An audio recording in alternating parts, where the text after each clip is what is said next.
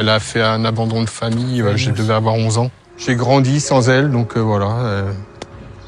Aucun intérêt pour moi de financer ça.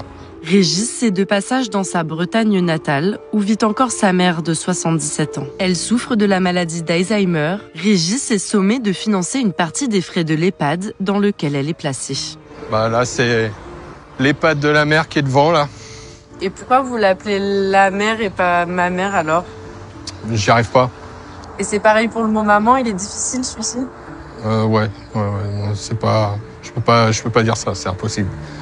Alors la mère, elle avait aucune marque d'affection. Elle était voire agressive dès qu'on lui adressait la parole, quand on pouvait. Non, elle avait aucun sens maternel, mais vraiment aucun. Donc moi, j'étais l'aîné. Je devais avoir 11 ans à peu près. Et elle est partie avec un autre homme, en nous laissant derrière, sans se soucier de nous. Régis lui en veut d'autant plus qu'après le divorce et le départ de sa mère, les 4 enfants du couple ont subi des violences de la part de leur père. On a subi des sévices sexuels de la part du père. On a été battus. À l'époque, le père est condamné pour viol sur mineur. Régis a 16 ans. Il est placé en foyer. Sa mère n'a jamais cherché à le récupérer, ni même à prendre de ses nouvelles. Des décennies plus tard, Régis est pourtant convoqué par un juge pour payer la maison de retraite de sa mère. Dès que j'ai reçu le courrier, j'étais dans une colère noire. Je trouvais ça inconcevable, en fait, qu'on me demande ça. L'audience de Régis devant le juge aux affaires familiales a lieu cet après-midi. Cela fait 1 an qu'il prépare ce moment avec son épouse. 1 an qu'il est replongé dans le traumatisme de l'abandon et des violences sexuelles de son enfance. J'ai envisagé mettre fin à mes jours au mois de décembre, parce que ça devenait insupportable, en fait. Je suis sous calmant, sous antidépresseur depuis presque 1 an maintenant. S'il parvient à convaincre le juge aux affaires familiales, il n'aura pas à payer. La facture d'EHPAD de sa mère restera à la charge du département, c'est-à-dire du contribuable. Le dernier commentaire avant les feux d'artifice de la première partie, c'était en anglais. Et c'est Lost Mojo qui disait « Les gens autour de moi ont arrêté de dire « Mais ce sont tes parents » lorsque j'ai commencé à les demander. Et moi, je n'étais pas leur enfant lorsqu'ils m'ont détruit économiquement et psychologiquement. Maya U15NN, je sais pas quoi. Un géniteur n'est pas systématiquement un parent. Un géniteur. Et parfois, c'est un bourreau qui bénéficiera de l'impunité. C'est tellement injuste. C'est vrai. D'où on appelle ça un géniteur quand il n'est pas un parent. Ouais. Ou la mère. Hein? Ou la mère. Ou de quoi? Ou la mère. La mère, le père, c'est comme ça qu'elle est là. Moi, je pense qu'il ne mérite que géniteur. Hein. Parce que j'ai l'impression que mère et père, tu peux dire c'est mon mère, c'est mon père. Tu peux dire c'est mon père, c'est ma mère. Ma mère. Lui, il dit la mère.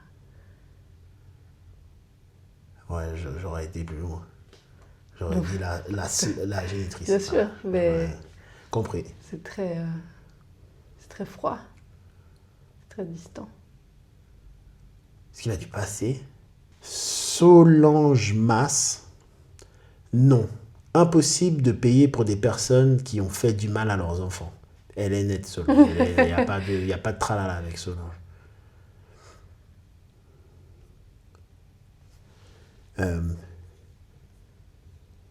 C'est tout?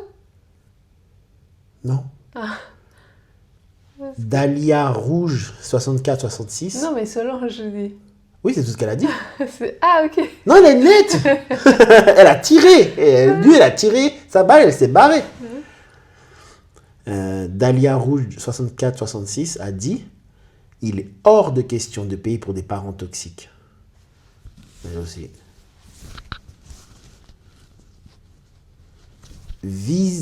Visin-Zauvin, il a dit « En Allemagne, un enfant ne doit payer pour les soins de ses parents que s'il gagne plus de 100 000 € bruts par an.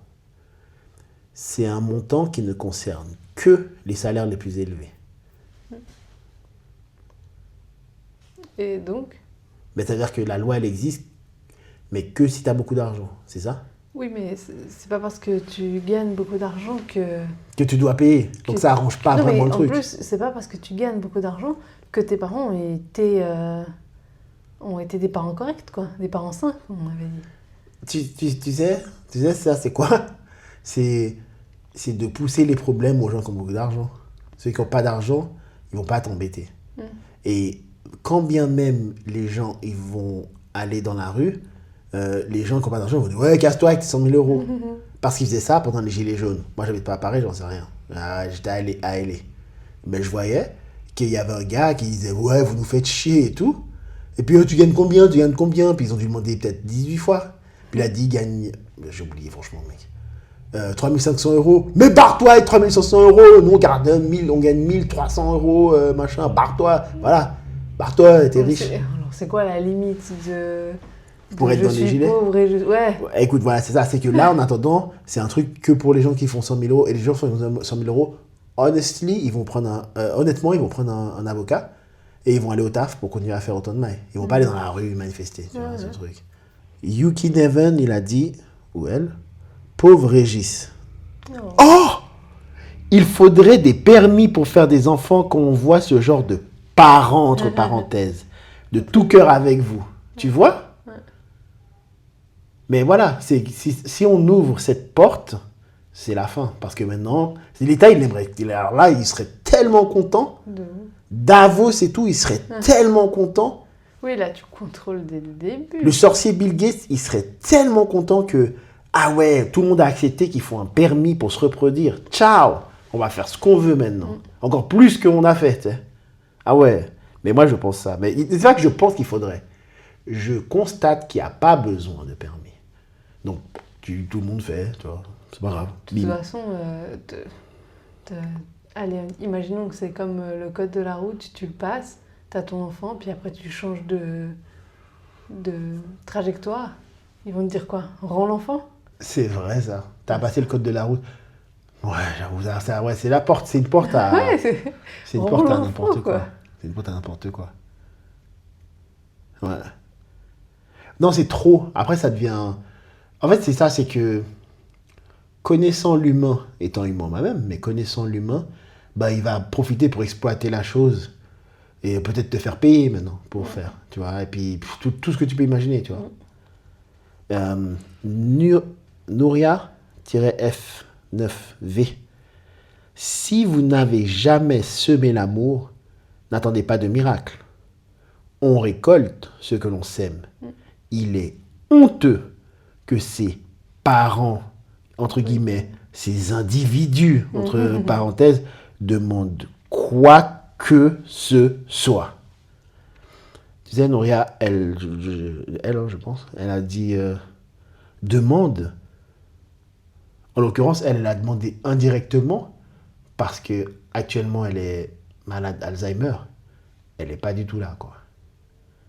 Mais elle n'a pas demandé, elle, indirectement. Elle n'a même pas demandé de ses nouvelles, on se rappelle de ça. Oui. Puis maintenant, elle est partie dans les nuages, là, et puis voilà. Mais c'est pas surprenant que quelqu'un fasse ça, même s'il était net. Gabriel, 27-18. Une honte. On ne doit rien à ses parents. Oh, c'est eux qui décident de mettre leur enfant au monde. C'est un bon résumé de ce qu'on n'arrête pas de dire, quoi. C'est ça que je pense. C'est ça que je pense. Personne n'a rien demandé. C'est Enfin, ça que si, je les pense. parents. Voilà, c'est eux, ils ont dit... Boum. C'est soit ils se sont dit, tiens, si on en faisait un, soit, bon, voilà, je suis enceinte, on fait quoi, tu vois? On le garde, ok? Attends, il n'a pas fini, en fait. De mettre en forme. Les parents, eux, doivent le bonheur à leurs enfants. Je vais lui faire des bisous. Ah, c'est une meuf. Bon, je vais pas... J'ai envie de vous serrer la main, Madame Gabrielle. Tu vois? C'est nous, on doit à nos enfants qu'on a mis au monde. De où? Mais de où? Je pense plus que la moitié de la planète, ils pensent comme ça. Tu vois? Oui, c'est que toi, en tant que parent, tu dois à ton enfant jusqu'à ce que tu ne puisses plus et que là, c'est ton enfant qui te doit. Parce que t'as quand même fait toutes ces années. Hein, De sacrifices, pour tous les sacrifices que tu as fait. Ouais. C'est... En plus, c'est très bizarre de dire sacrifice. Hein. Ouais, c'est horrible. Mais c'est commun, oublie pas. Ça ne veut pas dire que c'est correct. Non, mais c'est quand que ça devient nous, les incorrects. C'est quand ça devient... Par exemple, Gabriel, 27-18, on ne doit rien à ses parents. Non, mais attends, ils t'ont donné la vie quand même, s'occuper de toi, ils sont sacrifiés pour toi. Oui. Tu vois? Non, stop. Ah, vas-y, parce que... Tu te sacrifies pas pour ton enfant. Tu fais des choix.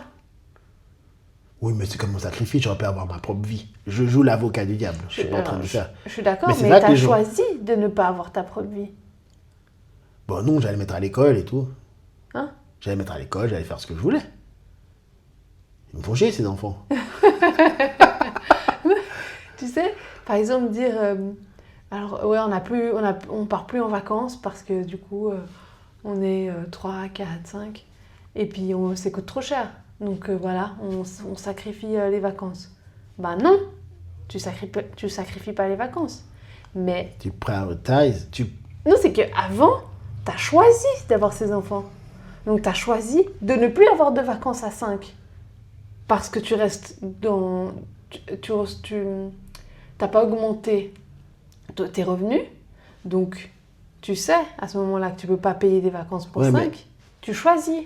Il faut que je trouve le mot en français. Ça, je peux couper ou je sais pas quoi. Mais il faut que je trouve le mot. Parce que ça, c'est un truc que les gens, ils acceptent pas. Ils n'acceptent pas. Et qu'est-ce qu'ils n'acceptent pas? Ils n'acceptent pas...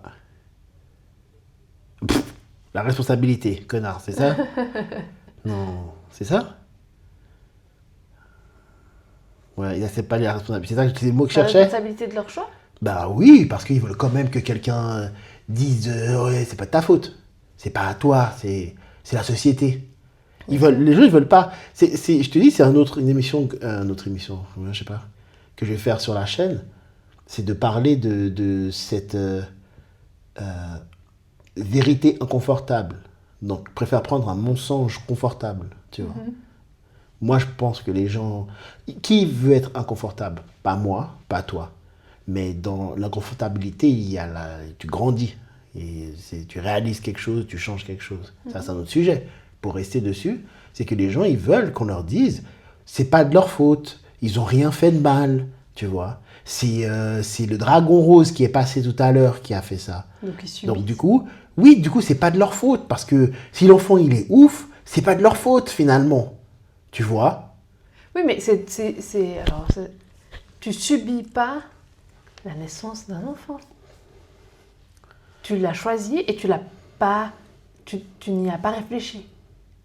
Tu n'as pas réfléchi aux conséquences qu'il allait avoir le fait de faire un enfant, de créer un enfant ou de garder un enfant. Mais tu peux pas dire que tu subis ou que c'est... Ouais. Je trouve ça que c'est très fort. Ce qui se passe, c'est que ce que Gabriel 27-18 a dit, on ne doit rien à ses parents. C'est vrai. Ça passe pas chez beaucoup de gens. Et c'est pour ça que je demande, c'est quand que ça devient eux qui sont wrong et pas nous, comme Gabriel 27-18, et où la plupart des gens dans les commentaires pensons ça. Parce que comme je t'ai dit tout à l'heure, à quel moment nous on a tort? Oui, parce que si la majorité pense comme ça, la majorité du monde pense comme ça. Parce qu'on doit à nos parents? Exactement. À quel moment nous on a tort? Exactement. Je pense que quelle que soit la chose que tu penses, tu auras forcément tort pour quelqu'un d'autre, tu vois. Et moi je pense pas qu'on a la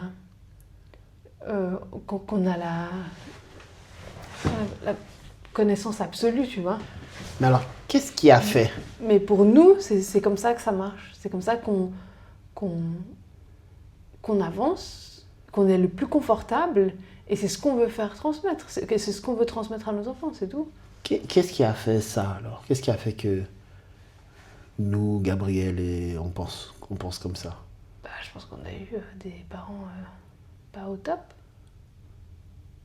D'une certaine manière, maintenant on se rend compte que... Alors, dans mon cas, j'ai des enfants, et là, je réalise que on a tellement gâché mon enfance. Alors, j'ai pas subi tout ce que lui a subi là, mais chacun ses traumas finalement. Et là, je me rends compte que je pourrais jamais faire ça à mes enfants. Comment est-ce que moi, on m'a fait ça? Comment c'est possible? Comment ça se fait que personne n'a réfléchi? Il y a certaines choses, basiques ou pas, tu vois, mais d'un coup, je me dis, ok, je m'arrête. Comment on va faire ça? Comment on va introduire ça? Il y a une réflexion qui est faite, il y a un échange entre toi et moi, et ensuite, bon, ok, on décide ça et on le fait. Moi, j'ai l'impression que, enfant, c'était non, non, dégage. Et la réflexion, tu vois, il y a des choses qui se passent avec ma mère que mon père pour lesquelles mon père n'était pas au courant. Ça arrivera jamais, ça, chez nous. Et là, tu te rends compte que, en fait, ils ont foiré. Puis maintenant, ils veulent que je m'occupe d'eux. Pour ma part, c'était ok. Et puis en fait, je me suis vite rendu compte que j'ai pas le temps. Donc, il faut que je lâche quelqu'un.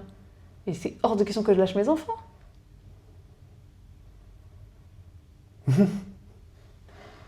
Le choix, il a été vite fait. Enfin, il n'y avait même pas vraiment matière à discuter. Je veux dire, pendant toute ma vie, on m'a fait comprendre que plus tard, c'était à moi de gérer. Et puis en plus, surtout mes frères et sœurs, c'était vraiment à moi de gérer en fait. On m'a vraiment... c'est toi la déléguée. Right. Et du coup, Ah ouais, ça a fait un trou là.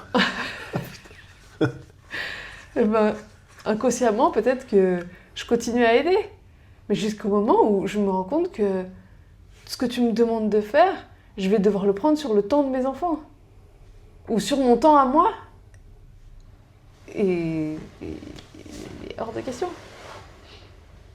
J'ai bien compris. C'est le fait que on t'a demandé de choisir. Il y avait une autre chose que je voulais dire sur ça. Mais c'est le fait qu'il y a un moment où moi je pense comme ça. Et en plus, je me rappelle, j'ai une cousine à Paris d'ailleurs, à qui j'ai expliqué ça. Que je lui disais, mais moi je m'occupe d'en bas. Si je m'occupe d'en haut, cool. C'est qui s'occupe d'en bas? C'est comme quand tu envoies un WhatsApp en conduisant. Tu vois? Je me rappelle, j'avais entendu un comédien. Mais à l'époque, c'était juste SMS, texto. Tu vois? Text messages pour les Canadiens. Et c'était genre... vous savez, quand vous êtes en train de conduire et que vous envoyez un SMS, et après, d'un coup, vous regardez, vous dites, mais c'est qui conduisait là en fait? Parce que c'est pas moi qui conduisais. C'est vrai. Oui. Une fois à Brooklyn, j'ai freiné, j'ai fait un petit frein comme ça là sur l'autoroute. C'était chaud. C'était chaud. C'était. Ouais, ça, c'est... Oublie. Tu peux aller même plus loin. Des fois, tu arrives à la maison, puis tu dis, mais comment je suis arrivée là? Ah oui, ça c'est un autre truc. Ça, ils ont un nom, mince, je sais pas c'est quoi. Genre une hypnose de fonction, quoi. Tu vois? Tu dis, ouais, t'es là, mais attends, c'est ce qui s'est passé. Ouais. Et pourtant, je pense que t'as fait attention, hein. Mais c'est juste que c'est commun. Ouais, c'est ça. Tu sais où communément t'inquiéter ou pas, tu vois. Donc c'est la même chose. C'est que si moi je m'occupe de en haut, cool. Qui s'occupe d'en bas? Puis après, ça fait ce que tu vois là, partout là. Parce que ce sont des gens où personne ne se occupait d'en bas. Parce qu'ils s'occupaient d'en haut. Parce que maintenant, c'est sur ça que je veux aller, c'est que je pense, j'essaie de faire court aussi, je pense que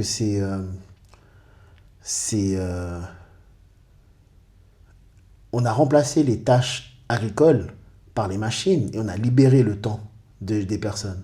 Du coup, qui fait que les personnes n'ont plus besoin d'être là à travailler toute leur vie sur la terre afin de vendre au marché central, etc. Maintenant, ils ont d'autres choses à faire. Nous, on a développé plein d'autres choses. Donc, du coup, il n'y a plus besoin d'avoir beaucoup d'enfants pour s'occuper de la terre, tu vois. Et puis, d'un coup, là, les enfants, ils se disent, je veux vivre moi. Mais avant, ça ne se disait pas, je pense. Avant, c'est tout ce qu'ils savaient. Mais avant, la réflexion n'était pas faite, alors, tout simplement. La réflexion était faite parce que tu devais être ajouté dans la main-d'œuvre. C'était ça, la réflexion. Alors, comment on peut excuser les gens de maintenant? On peut pas. C'est pour ça que le taux de fertilité, le taux de reproduction, je ne sais pas si c'est fertilité, de reproduction au Pakistan, il est plus haut qu'en Allemagne. Parce qu'eux, ils sont encore en train de taffer le riz, là. À fond. Tu vois, c'est genre 13. Moi, je suis là, mais attends, 13 en moyenne. Je ne comprends pas. Moi, chiffre exagéré. Ouais, c'est un truc de ouf. 13 en moyenne. Comment? Mais en moyenne, c'est-à-dire qu'il y en a plus. Ouais, Naija, oublie. Je crois qu'ils sont reproduits sans M, autant que toute l'Europe. Un truc comme ça, un truc de ouf. Je sais pas, 7,9 en un an, autant que toute l'Europe. Et même pas euro, hein. Russie inclus. Tu vois? Et Suisse et tout, tu vois. Wow. Donc, parce qu'ils sont encore en mode, tu vois. Il y a des endroits largement du pays qui sont encore, on fait la terre. Ouais. Mais c'est vrai que 13 enfants, finalement, si tu dois, entre guillemets, juste les porter et les mettre au monde, ça va. Ouais. Bah, après, ils sont là. Et puis ils se débrouillent un peu tout seuls. Mais moi, je pense que c'est là. Mais pour revenir c'est parti de là, je veux dire. Mais pour revenir à ce sujet, on ne doit rien à ses parents. Pour revenir, cette petite coupure que vous n'avez même pas vue, quoi. Tu vois. Bah, c'est parce qu'à l'époque, tu devais. Tu vois. Tu devais. À l'époque, parce que vous êtes 13, vous avez fait la terre, et puis maintenant, ça va que en haut. La reproduction en bas, c'est un détail, c'est pas grave. Parce qu'il y a rien d'autre à devenir, finalement. Tu vas rien devenir d'autre, tu vas rester en fait, ça. Comme tu as dit justement, c'est que si tu t'occupes d'en haut, qui va s'occuper d'en bas? Et à l'aveugle. l'époque, il n'y avait pas besoin de s'occuper d'en bas. Oui, C'est vrai. à l'aveugle.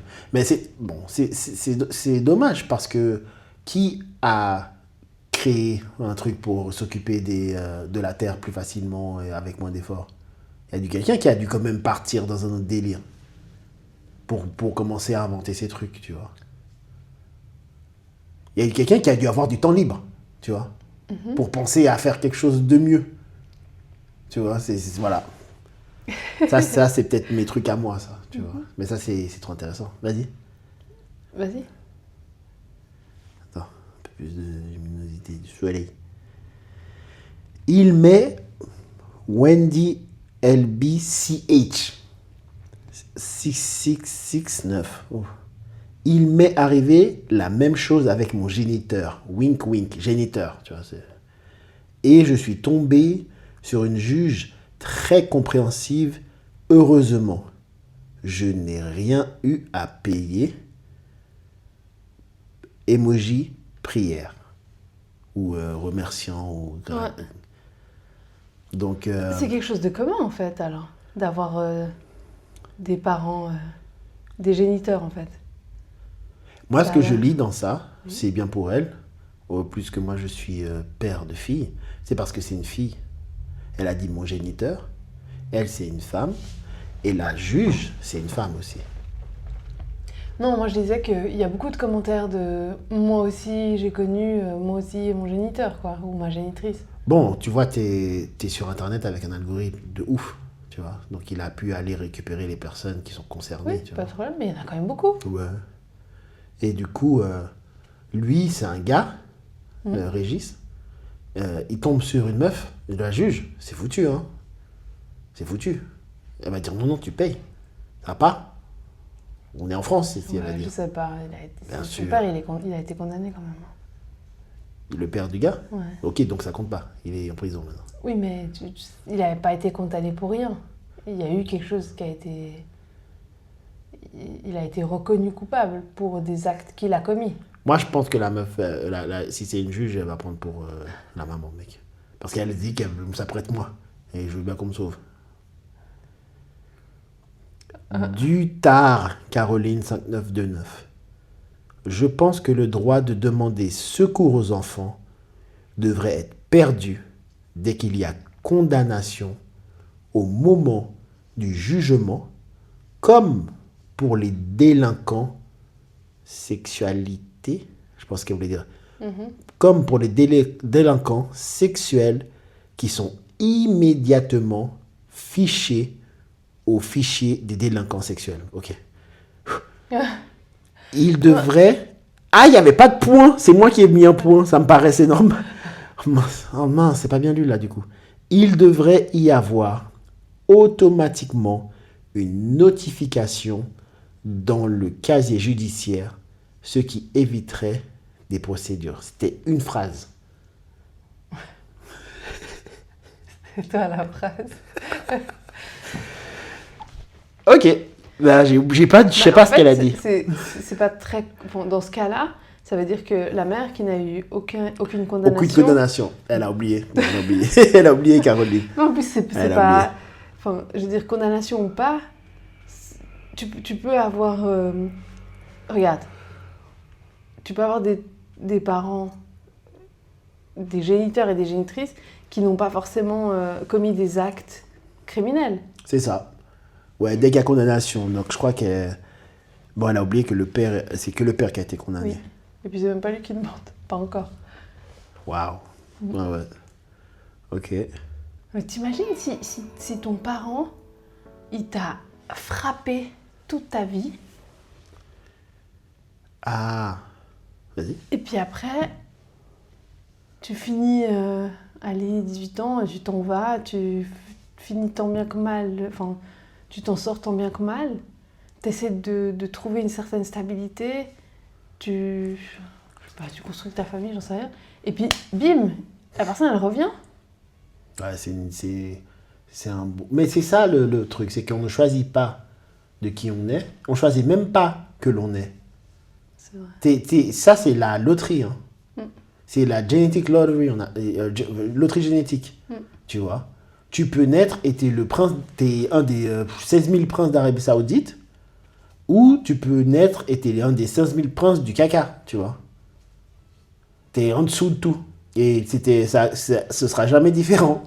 Tu ne pourras pas renaître, tu vois. Après, il y a des croyances, whatever. Ce qui est devant nous, là, c'est que tu ne pourras pas refaire. Ouais, en tout cas, la vie que tu vis actuellement, c'est celle-là, quoi. Plus tard, si tu dois renaître quelque part. Non, c'est beau. La spiritualité, c'est beau. Ça donne un petit peps, un petit poups. Mais c'est la loterie. Et maintenant, je vois pourquoi j'ai mis ça, en fait. C'est ce que j'ai mis là.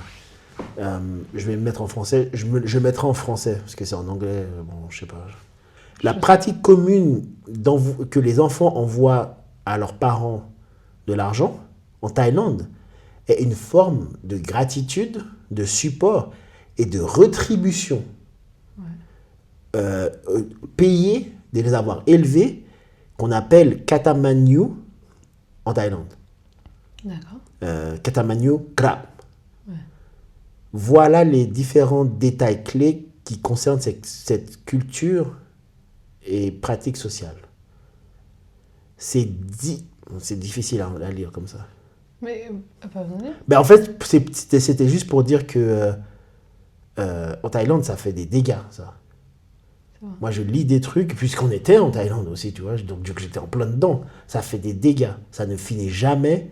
Et après, c'est pire, parce que ça devient un truc où l'enfant qui travaille soit à Bangkok ou je sais pas où, et l'envoie dans la province. Oui. Et du coup, c'est l'enfant roi, c'est l'enfant qui fait tout. L'enfant paye pour les petits frères et les petites sœurs. Il y a le voisin qui a un nouveau pick-up, qui a une nouvelle moto, tu comprends, donc il faut acheter une nouvelle moto. La maison, elle est construite. Elle, quand elle vient, elle est adulée et tout. Et ensuite, au bout d'un moment, il n'y a plus de maille. Et lorsqu'elle devient malade, ben, elle devient homeless à Bangkok ou à Pattaya. Elle devient homeless. Elle est malade et ils disent « Ne rentre pas, tu vas nous foutre la honte. » Parce que pour un Asiate, perdre la face, c'est catastrophique. Parce qu'il n'y a que les Asiates qui savent perdre la face, c'est ce truc. Mais donc, c'est ça le résultat. Wow. Les homelessness que tu vas voir à Bangkok vient de quelque part. Ça vient de quelque part toujours. Mais ça vient de fierté, de blédard. Oh, je voulais pas dire le mot bled dans toute la vidéo. Mais c'est quoi la différence entre cette coutume thaï et nous, notre culture, parce que c'est pas coutume, d'envoyer au pays à tous les oncles et les tantes, quoi. C'est peut-être la même chose. Hein. Moi, je trouve que c'est pareil, finalement. Bah, tu sais, la différence, c'est que finalement, ce ne sont même pas des Thaïs qui sont partis en Australie ou au Canada ou au Japon où tu peux faire du gros, comparé à ce que tu vas envoyer dans la province en Thaïlande, tu vois. Ils sont partis, ils sont encore dans le pays. Oui, Donc certes, je pense que ils sont plus facilement accessibles par la famille. Ils sont plus facilement, on va aller voir s'il y a un problème, si jamais elle arrête de payer ou je sais pas quoi. Alors que lorsque tu es du Brésil et que tu habites en Australie, bonne chance pour venir me trouver parce que j'ai arrêté d'envoyer, tu vois. C'est vrai. Ou lorsque tu es au Maroc et puis que tu habites à Lyon. Je veux dire, là, il faut prendre un avion, tu as le visa, non, merde, tu vois. Tu vois. Donc du coup, je pense que ça met une distance. La distance, mais la distance, tu vois. Aujourd'hui, j'avoue, maintenant, il y a WhatsApp. Mais si on retourne à nos âges à l'époque, le téléphone, c'est ce qu'on appelle le téléphone arabe, quoi. Il faut aller chercher la personne. Je pense quand même que ces gars, ils ont un master pour coup de pression à distance. Il n'y a pas forcément besoin de venir sur place. Ouais, mais tu sais, ce qui se passe, c'est que... Voilà, c'est Puis bien. C'est pour ça que j'ai pensé à ça. C'est que ce qui se passe, c'est que lorsque tu es en une taille... Tu viens de Isan, c'est genre tout le temps cette province, et que tu travailles à Bangkok, tu es encore dans la culture. Thaï, Isan, Bangkok. Mais lorsque tu travailles à Brooklyn, tu travailles à Bruxelles, tu travailles au Québec, tu n'es plus dedans. Ça fait 7 ans que tu parles même plus thaï. Tu parles que thaï avec tes parents que tu appelles au téléphone. Tu es coupé. Tu découvres une autre manière de vivre. Attends, c'est comme ça? Attends, comment ça, ta mère, elle t'aime comme ça? Parce que moi, elle m'aime que quand j'envoie de l'argent. Comment ça? Voilà. Tu t'assimiles. Ou assimiles. Et non. Ouais. Donc, du coup, tu découvres une autre manière. Donc, je suis sûr que tu vas arrêter de répondre au téléphone. Voilà. Et la réputation. Oui, mais tu sais que maintenant, ça vaut rien. Quand tu étais petit, tu pensais que c'était toute la vie qui valait la réputation. Maintenant, tu as été à Los Angeles. Maintenant, tu as été à Saint-Barthélemy. Maintenant, tu as été à Londres. Et tu te rends compte que ça vaut pas quelque chose, ça. T'as été nulle part. Hein? Ou t'as été nulle part.